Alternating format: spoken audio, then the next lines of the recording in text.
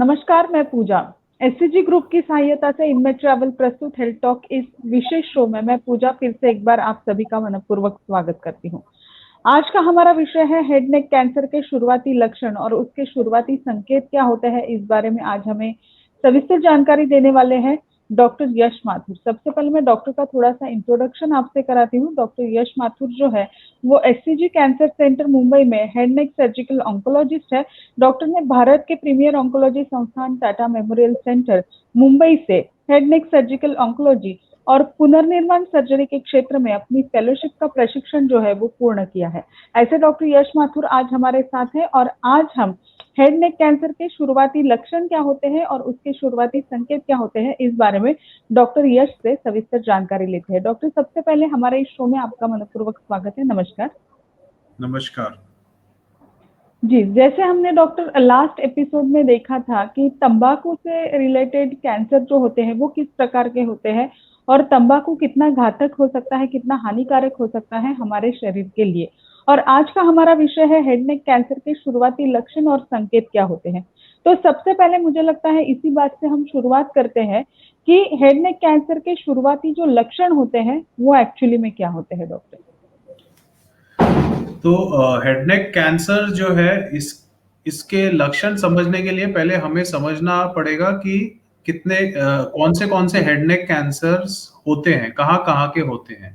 तो पहले हम शुरुआत करते हैं गले से। तो सबसे पहले जो कैंसर हो सकता है गले में वो है थायराइड का कैंसर। उसके ऊपर आता है वॉइस बॉक्स यानी लैरिंग्स, लैरेंजियल कैंसर। उसके ऊपर आता है आपके मुंह का कैंसर हो सकता है, जिसमें चीक का, टंग का, नीचे का जबड़ा मैंडिबल, ऊपर के मैक्सिलरी बोन का, थूक की ग्रंथियों का कैंसर, जो कि हमारे मुंह में कुछ छोटी थूक की ग्रंथियां होती हैं और कुछ हमारे हेड नेक रीजन में मेजर सलाइवरी ग्लैंड्स होते हैं, मेजर थूक की ग्रंथियां होती हैं।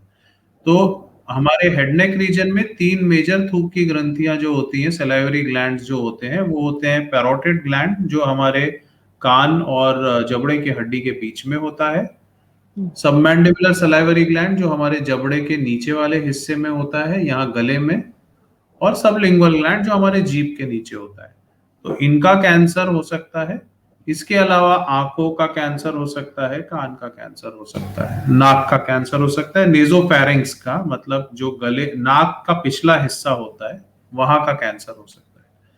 तो जो मोस्ट कॉमन साइन और सिम्टम्स हैं, हम उनसे शुरू करेंगे। अगर हम थायराइड कैंसर की बात करें तो गले में सूजन होना, एकदम से सूजन बढ़ना, कई लोगों को जो है गले में गांठें होती हैं जो कि नॉन कैंसरस भी होती हैं, घेंगा जिसको बोलते हैं, गॉइटर वगैरह।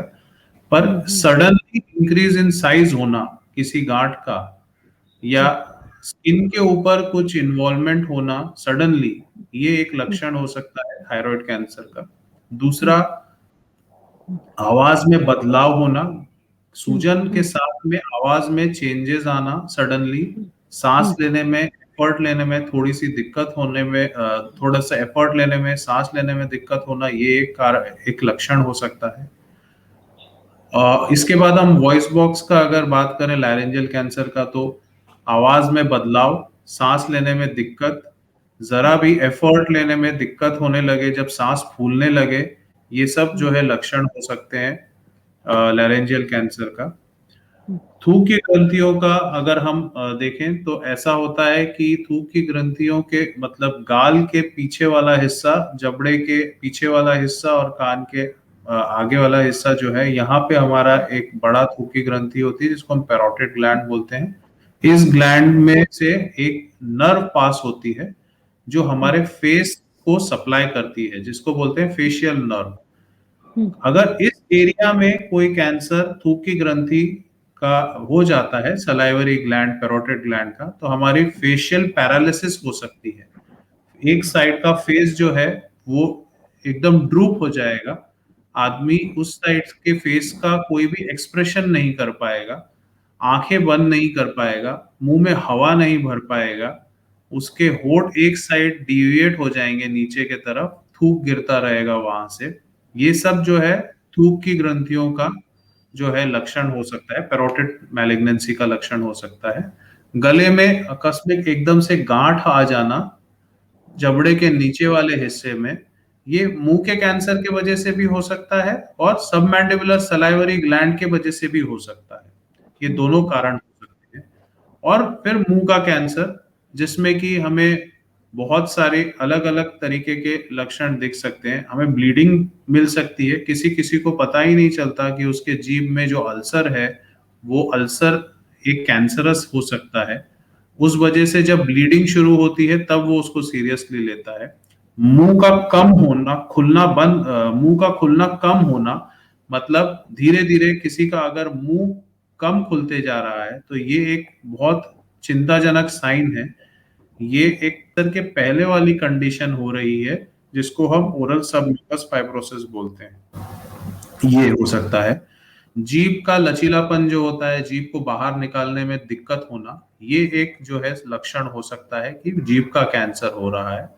आवाज में बदलाव आना भी एक जीभ का कैंसर का लक्षण होता है। इसके अलावा दांतों का हिलना, दांतों का लूज होना, ये कई बार जबड़ों की हड्डी में जब कैंसर होता है तो एक नॉर्मल फिजिशियन या एक नॉर्मल डॉक्टर इसको अर्ली स्टेज पे डायग्नोस नहीं कर पाता और उसे लगता है दांत जो है पेशेंट का यूं ही हिल रहा है क्योंकि वो सड़ गया है या वहां मसूड़ों में प्रॉब्लम है। बट ये एक लक्षण हो सकता है मुंह के कैंसर का, जबड़े के कैंसर का। अब हम आएंगे अगर नेजोफेरिंक्स और नेजल कैविटी कैंसर में, तो एपिस्टैक्सिस बोलते हैं, मतलब नाक में से खून निकलना, ये एक कारण हो सकता है। नाक में कुछ भरा हुआ है ऐसा महसूस करना, सांस लेने में दिक्कत होना, आवाज में बदलाव आना, ये सारी चीजें जो है एक लक्षण हो सकती है कि नेजोफेरेंजियल कैंसर पेशेंट को हो सकता है। ये सारे लक्षण जो है हमें बेसिकली एक नॉर्मल इंडिविजुअल जो है जिसको कोई हैबिट्स नहीं है या जो हाई रिस्क कैटेगरी में नहीं आता, उन लोगों के लिए ये लक्षण हो सकता है किसी और वजह से हो रहे हो। बहुत सारे, जैसे साइनसाइटिस, सर्दी खांसी के वजह से हो रहे हो, बहुत सारी चीजों, अलग अलग चीजों के वजह से हो रहे हो। पर जो हाई रिस्क कैटेगरी में लोग आते हैं, अगर उनको ये लक्षण होते हैं तो डेफिनेटली उनको जो है एक प्रोफेशनल से अपना अपॉइंटमेंट लेके स्क्रीनिंग करवाना चाहिए। जी, जैसे ही शुरू के लक्षण अगर हमारे ध्यान में थोड़े बहुत आते हैं और हम एक्सपर्ट का डिसीजन उसी वक्त लेते हैं तो जरूर हम इसे तुरंत रोक सकते हैं डॉक्टर। अभी मुझे ये पूछना है, जैसे लास्ट एपिसोड में हमने जाना था कि तंबाकू एक कारण हो सकता है हेड नेक कैंसर का। तंबाकू के अलावा और कौन सी ऐसी चीजें हैं जिससे हम हमें हेड नेक कैंसर हो सकता है, इस बारे में क्या बताएं? जी, और भी हमारे देश में तो मेन कारण तंबाकू है, बट इसके अलावा और भी अलग अलग साइड के अलग अलग कैंसर्स के कारण हो सकते हैं। एक तो gene mutation. Gene mutation basically, gene जो होता है वो हमारे बॉडी का ब्लूप्रिंट होता है हम्म, और वो हमारे हर सेल में जो है स्टोर्ड हम्म, होता है, हम्म, जेनेटिक हम्म, इंफॉर्मेशन। उसमें जब किसी भी कारण अगर कोई म्यूटेशन हो जाता है, कोई बदलाव ऐसा हो जाता है जिससे कि उसकी जो अपने आप को रेगुलेट करने की, अपने आप को रोकने की क्षमता होती है, क्योंकि ये जो कोशिकाएं, सेल्स होती हैं, ये जिनके हम्म, अंदर ब्लूप्रिंट होता है, ये खुद ही को डिवाइड करते हैं और खुद ही को रेगुलेट करते हैं कि कुछ सेल्स जो है 120 दिन बाद या कुछ दिनों बाद डेड हो जाते हैं। हम्म, तो जब ये क्षमता उनकी प्रभावित हो जाती है तो कैंसर हो जाता है। तो ये क्षमता को रेगुलेट करने वाला जो जीन होता है, अगर उसमें म्यूटेशन हो जाता है तो ये अनरेगुलेटेड चलता है। तो ये म्यूटेशन जो है किसी भी कारण की वजह से हो सकता है, रेडिएशन की वजह से हो सकता है। ये वायरस, कुछ ऐसी वायरस हैं जो इन्फेक्शन करती हैं और उनके वजह से भी जो है ये जीनोमिक डिफरेंस, म्यूटेशन हो सकता है। ये सारी चीजें, तो इसमें हम शुरू करें अगर, तो थायराइड कैंसर जो है उसमें रेडिएशन एक्सपोजर जो है एक बहुत सिग्निफिकेंट जो है माना जाता है। हेरिडिटरी होता है कभी कभी, जिसमें कि अपने पिछले जनरेशन से पास ऑन होता है नेक्स्ट जनरेशन को। कैंसर के कुछ ऐसे म्यूटेटेड जीन्स होते हैं जो कि चांसेस होते हैं म्यूटेशन होने का। फिर होता है HPV वायरस, ये ह्यूमन पैपिलोमा वायरस है। ये वायरस जो है बहुत ही भारत में तो कम लोगों में इसके वजह से कैंसर पाया जाता है, बट पश्चिमी देशों में काफी ज्यादा जो है इसके वजह से कैंसर पाया पाया जा रहा है, क्योंकि because of change in their lifestyle and their sexual activities, उसके वजह से इन पश्चिमी देशों में और अब कुछ हद तक इंडिया में भी जो है इसके वजह से कैंसर जो है पाया जा रहा है। दूसरा, न्यूट्रिशनल डेफिशिएंसीज जो है इनके साथ एसोसिएट हुआ है कैंसर। कुछ न्यूट्रिशनल डेफिशिएंसीज जैसे विटामिन ए, विटामिन के की डेफिशिएंसीज के साथ भी जो है इसका जो है कुछ संबंध है। और पॉइजनिंग, हेवी मेटल्स जैसे सिलेनियम और ये सब जो है इनके वजह से भी जो है कैंसर हो सकता है हेड नेक रीजन का। अपार्ट फ्रॉम दैट कुछ सिंड्रोम्स होते हैं जिसमें कि पेशेंट जो है बहुत सारी अलग अलग शरीर की प्रॉब्लम्स के साथ में जो है प्रेजेंट करता है, और उसमें ऑलरेडी म्यूटेशन जीन्स का हो चुका होता है और होता है, जिसके वजह से भी हेड नेक रीजन का कैंसर हो सकता है। ये सारी चीजें जो है कॉमन चीजें हैं जिनके वजह से कैंसर हो सकता है। और किसी का प्रोफेशन जो है वो भी एक इम्पॉर्टेंट चीज है। जैसे कई प्रोफेशंस में जो है लोग काम करते हैं माइंस में, और ब्रिक जो ईंट की भट्टी होती है उसमें काम करते हैं, जहाँ पे बहुत ज्यादा पोल्यूशन जनरेट होता है। तो ये सब भी कारण हो सकता है हेड नेक कैंसर होने का। जी, जैसे डॉक्टर आपने कहा कि हेड नेक कैंसर में अगर हम शुरुआती के लक्षण जो होते हैं वो पकड़ ले तो हम इस कैंसर से जरूर जल्दी बाहर निकल सकते हैं। लेकिन मुझे यही पूछना है, और दर्शकों को भी शायद यही सवाल आते होंगे उनके मन में भी, या आपके पास जो पेशेंट आते होंगे उनके मन में भी, कि ये शुरुआती के लक्षण मतलब ये हम कैसे पहचाने कि ये शुरुआती के लक्षण जो है वो कैंसर के हो सकते हैं। एक सामान्य जो पेशेंट होता है वो कैसे पहचान सकता है कि ये लक्षण जो है वो हेड नेक कैंसर के लक्षण हैं? जी, तो इसमें जो है कुछ लक्षण जो है, जब अगर हमें 10 से 15 दिन से ज्यादा हमारे साथ में जुड़े हुए हैं, तो हमें फिर डेफिनेटली एक स्पेशलिस्ट को कंसल्ट करना चाहिए। हमें एक डॉक्टर को कंसल्ट करना चाहिए, या तो एक फिजिशियन या एक ENT सर्जन या एक मैक्सिलोफेशियल सर्जन या जनरल सर्जन, हमको इनको कंसल्ट करना चाहिए। इसमें एक अर्ली साइंस में ये होता है कि अगर आपको कोई स्वेलिंग गले में दिख रही है जो कि आप छूने पे आपको उसमें जो है दिन पे दिन साइज में बड़ा होता हुआ लग रहा है, या कड़कपन आ रहा है, इंड्यूरेशन बोलते हैं जो, वो आपको फील हो रही है गले के किसी भी हिस्से में, तो ये एक हमको नजरअंदाज नहीं करना चाहिए। ये कई बार इन्फेक्शंस के वजह से भी हो सकता है कि हमारी लिम्फ नोड्स एनलार्ज हो जाए, बट 15 दिन से अगर ज्यादा ये चीज परसिस्ट करती है तो हमें तुरंत किसी स्पेशलिस्ट से मिलना चाहिए। अगर हमारे को निगलने में दिक्कत हो रही है और अगर हमें पानी पीते हुए खांसी आ रही है बार बार, तो इसके कारण ये भी हो सकते हैं कि कोई न्यूरोलॉजिकल प्रॉब्लम हो। बट अगर आप स्मोकिंग करते हैं, कुछ हैबिट्स हैं साथ में, तो डेफिनेटली आपको जो है अगर पानी पीने में या खाना खाने में बार बार खांसी आ रही है, तो ये हो सकता है एक साइन है कि आप एस्पिरेट कर रहे हैं, आप खाना ढंग से निगल नहीं पा रहे, और आप जो है आपका पानी या जूस जो भी आप पी रहे हैं वो लंग्स में जा रहा है। तो aspiration is one sine. Swelling, sudden increase in size of swelling in neck is one sine. इसके अलावा अगर आपको सडनली मुंह में कुछ ऐसे चेंजेस पता चलते हैं जो कि पहले नहीं थे, जैसे कि स्पाइसी फूड खाने पे आपको बर्निंग सेंसेशन हो रहा है जो पहले नहीं होता था, इंक्रीज हो रहा है, तो ये एक जो है कारण हो सकता है, ये एक अर्ली साइन है।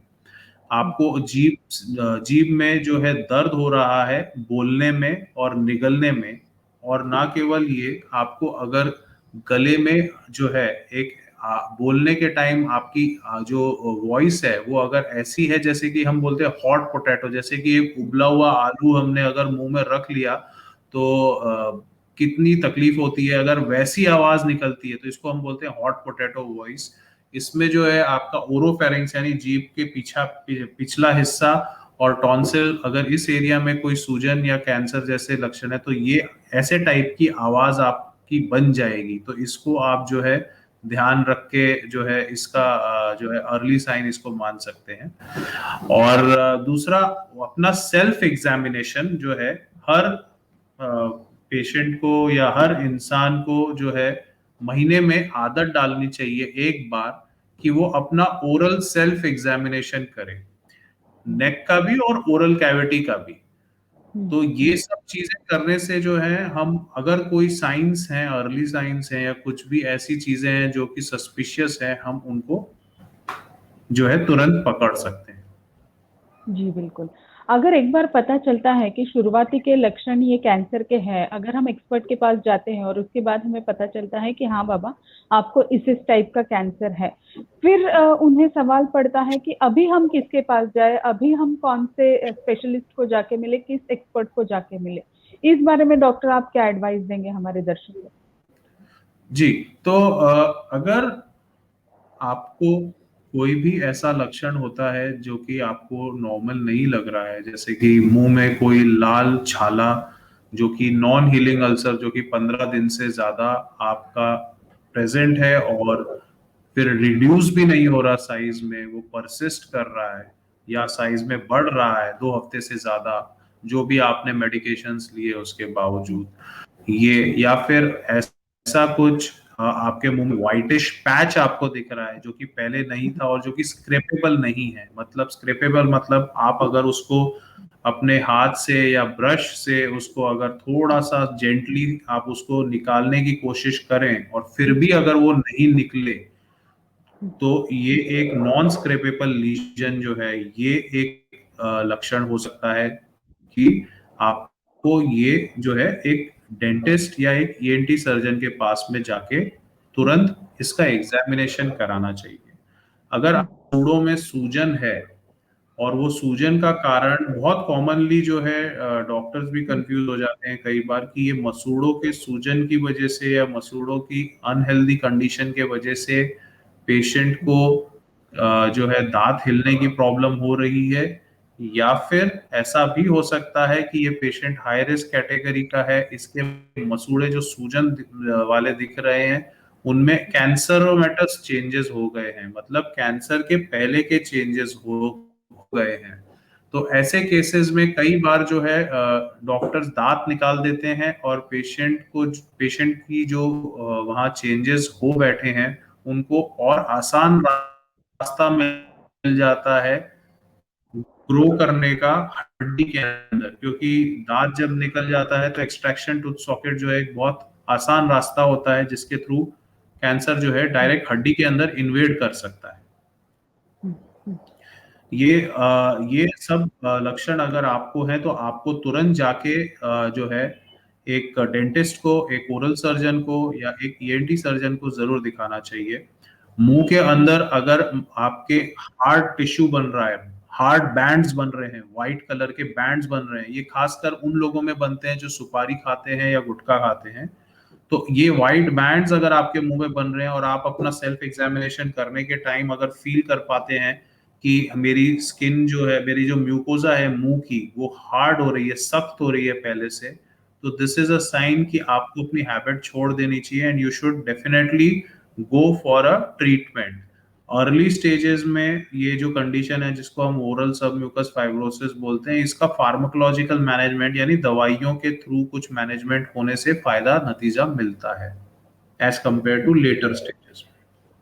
जी, एक पेशेंट को अगर जल्दी पता चलता है या शुरुआती के लक्षण में ही उसको एक्सपर्ट से पता चलता है कि उन्हें ये टाइप का कैंसर है, तो फिर उस पेशेंट के लिए उसके क्या बेनिफिट्स हो सकते हैं? क्या उससे पेशेंट जल्दी ठीक हो सकता है? जी जी जी, this is a very important thing, क्योंकि हमारे देश में जो कैंसर, इस पे बहुत रिसर्च हुई है और उसमें पाया गया है स्टडी में कि पेशेंट को जब पता चलता है कि उसे कैंसर हुआ है और उसके इलाज तक की जो बीच की इंटरवल है वो करीब 1 महीने से ज्यादा की है। तो पेशेंट पहली बात तो जब पता चलता है तब, और दूसरी बात जब उसका इलाज होता है, ये जो 2 पॉइंट्स हैं इनके ही बीच में 1 महीने से ज्यादा का जब गैप है, तो अगर पेशेंट ये डायग्नोसिस ही नहीं हो पा रहा है, लेट स्टेज पे डायग्नोसिस हो पा रहा है, तो ऐसे पेशेंट्स का जो रिजल्ट है वो बहुत पुअर हो जाता है, खराब हो जाता है। तो इसीलिए अर्ली डायग्नोसिस का रोल जो है, सबसे पहले रोल आता है प्रिवेंशन का, उसके जी। बाद आता है अर्ली डायग्नोसिस का, उसके बाद आता है ट्रीटमेंट का। तो अगर फर्स्ट लेवल अगर हम प्रिवेंट कर पाए तो सबसे बढ़िया है, सबसे अच्छा है। अगर प्रिवेंशन नहीं हो रहा है और किसी को अगर हाई रिस्क कैटेगरी का है कोई, जिसको बहुत सारी आदतें हैं, तो उसको जो है अर्ली डिटेक्शन जो है वो इम्पोर्टेंट है, और स्क्रीनिंग का इसमें रोल आता है। तो screening, self-examination, regularly going to a dentist or a physician is very important in such people. तो इन लोगों को रेगुलरली वहां जाके स्क्रीनिंग करवानी चाहिए। स्क्रीनिंग के आजकल जो है बहुत इजी और बहुत सारे अच्छे टूल्स आ गए हैं, जिसके वजह से जो है आजकल स्क्रीनिंग में काफी जल्दी जो है कैच कर लेते हैं कि कुछ एबनॉर्मल चेंजेस हैं कि नहीं। दूसरा, बायोप्सी जो है वो एक बहुत इंपॉर्टेंट टूल है, जो कि एक लोकल लेवल पे एक जनरल प्रैक्टिशनर भी अटेम्प्ट कर सकता है, एक जनरल डेंटिस्ट और ईएनटी सर्जन भी अटेम्प्ट कर सकता है, और उससे जो है एक अर्ली डायग्नोसिस मिल सकता है, जिसमें कि बहुत बड़ा बेनिफिट है हेड नेक कैंसर में, क्योंकि जितने भी एडवांस कैंसर्स हैं वो लगभग जो है पेशेंट की चांसेस ऑफ सर्वाइवल जो है वो हाफ कर देते हैं। अगर एक पेशेंट अर्ली स्टेज पे पकड़ा जाता है, डिटेक्ट हो जाता है, तो उसका जो है क्योर पॉसिबल है। ओरल कैंसर में माना जाता है कि अगर स्टेज 1 पे if we have detected a patient and treated him on stage 1, then it is almost curable, बजाय इसके कि वो पेशेंट लेट स्टेज पे प्रेजेंट करे और फिर उसका ट्रीटमेंट हो। At that point in time उसका सर्वाइवल जो है वो ऑलमोस्ट हाफ से भी कम हो जाता है। सो इसीलिए अर्ली डिटेक्शन के बहुत ज्यादा फायदे हैं, एंड स्पेशली जो लोग हैबिट्स हैं जिनको, उनको रेगुलरली एवरी 6 मंथ्स जो है किसी ना किसी डॉक्टर या फिजिशियन के पास जाके अपनी स्क्रीनिंग हेड नेक रीजन की करानी चाहिए। जी बिल्कुल, जैसे आपने कहा कि हेड नेक कैंसर को अगर प्रिवेंट कर सकते हैं, तो ये हेड नेक कैंसर को अगर हमें प्रिवेंट करना है तो किन चीजों की जरूरत उस पेशेंट के लिए हो सकती है? एक तो सबसे पहले तो हैबिट सिजेशन, अगर टोबैको चूअर है तो हैबिट सिजेशन होना चाहिए। सेकेंड थिंग, अगर कई लोग ऐसे हैं जो कि डेंजरस सेक्सुअल एक्टिविटीज में और उनका प्रोफेशन वैसा है, तो उनको ये जो है एजुकेट करना जरूरी है, अवेयरनेस लाना जरूरी है उनमें कि ये एक्टिविटीज क्या जो है इनके वजह से oropharyngeal and oral cancer is possible. Tonsillar cancer, base of tongue cancer, ये सब जो है एबनॉर्मल सेक्सुअल एक्टिविटी या ओरल सेक्सुअल एक्टिविटी जो लोग करते हैं, उन लोगों में, होमोसेक्सुअल्स में खास करके जो है काफी ज्यादा पाया जाता है। तो उनको एजुकेट करना इस चीज के बारे में बहुत जरूरी है।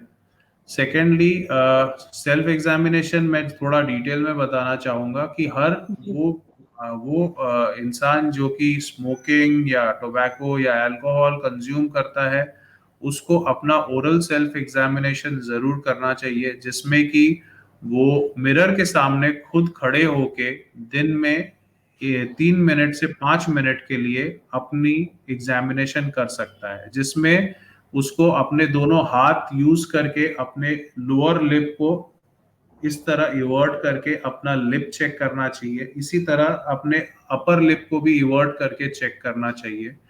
उसको अपने एक एक बार में एक साइड के चीक को रिट्रैक्ट करके पूरी फिंगर से ऊपर से नीचे एग्जामिन करना चाहिए कि कहीं चीक जो है, दांत और चीक के बीच में कहीं कोई सफेद लीजन या रेड एंड व्हाइट लीजन तो नहीं है, ऊपर के तरफ और नीचे के तरफ। उसको अपनी टंग जो है बाहर पूरी निकाल के टंग की सरफेस को एग्जामिन करना चाहिए, और टंग के नीचे जो फ्लोर ऑफ माउथ बोला जाता है उसको भी हमें एग्जामिन करना चाहिए। उसके लिए हमें अपनी टंग जो है ऊपर टाड़ू को टच करनी चाहिए, लाइक दिस, एंड एग्जामिन करना चाहिए कि इस सरफेस पे, इस जगह पे कोई कैंसर या कोई एबनॉर्मल चेंजेस है या नहीं।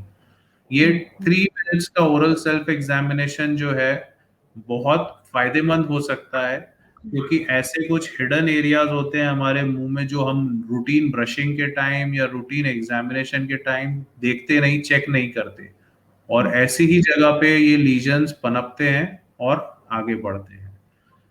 अगर हमें सांस लेने में दिक्कत हो रही है या नाक में ऐसा लग रहा है कि कुछ स्टफीनेस है, कुछ भरा हुआ है, तो हमें तुरंत जाके एक ईएनटी सर्जन को दिखाना चाहिए, अपना नेजल एग्जामिनेशन करवाना चाहिए।